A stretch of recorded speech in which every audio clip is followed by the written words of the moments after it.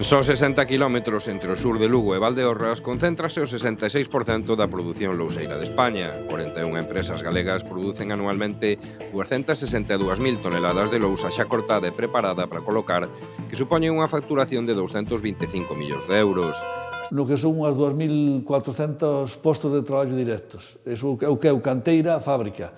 Logo, indirectos e inducidos, pois se calcula que por cada posto directo hai 4 indirectos, co cual podemos falar en torno a uns 10.000 postos indirectos.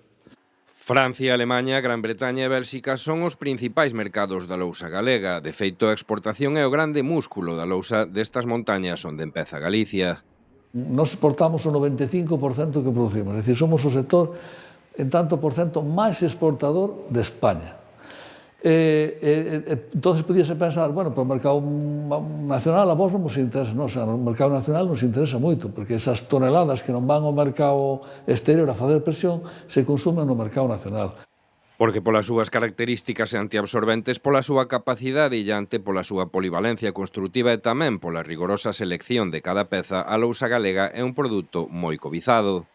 E produtos artificiales que teñen un 12% de absorción, coeficiente de absorción de agua é un 12%. A pizarra estamos no 0,2.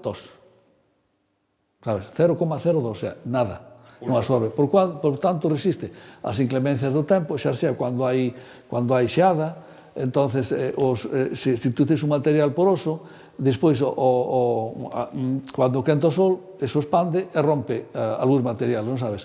A pizarra, como non é un material poroso, non lle pasa nada. Entón, aguanta o moito frío e aguanta o calor sin ningún problema. Con todo, os bons números e expectativas que presenta o sector poden verse freados pola falta de man de obra. Non só non hai suficiente persoal para traballar nas fábricas, senón que tamén escasean os operarios que saiban colocar axeitadamente a lousa. A parte boa é que o 25% dos empregos xa os ocupan mulleres, algo impensable hai anos. Na minería traballan en torno a un 9-10% de mulleres, no sector pizarra traballan un 25% de mulleres, e a tendencia é ir subindo cada vez máis. Hai moitos postos que son aptos para as mulleres e que as mulleres os realizan moito mellor que os homens. Entón, iso nos axuda tamén a, non sabes, que veñan familias, matrimonios, a traballar aquí, que poden traballar os dous na mesma actividade, incluso na mesma empresa, por suposto.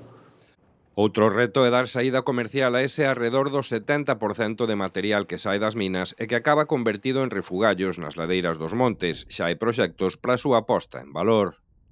O sector tecnológicamente avanzou moito e sigue avanzando, non? Pero aproveitamos entre un 25-30% que chega á fábrica. Con eso fixemos estudios para a súa base para carreteras, para cementos, incluso para plaqueta. As análises xeolóxicas indican que a extracción e transformación de lousa pode prolongarse durante décadas, sempre cando a actividade sexa rendible.